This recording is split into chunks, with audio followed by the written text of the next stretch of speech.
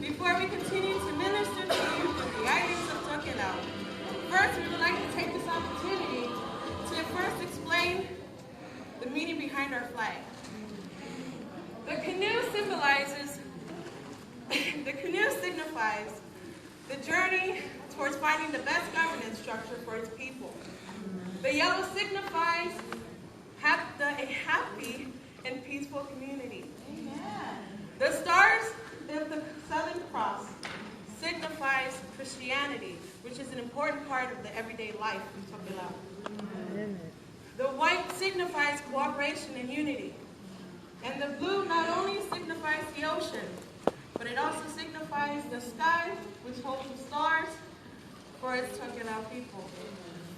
Now sit back as we come to you and minister through the eyes of the stars and the wind of the deep blue sea into the island of Tokelau.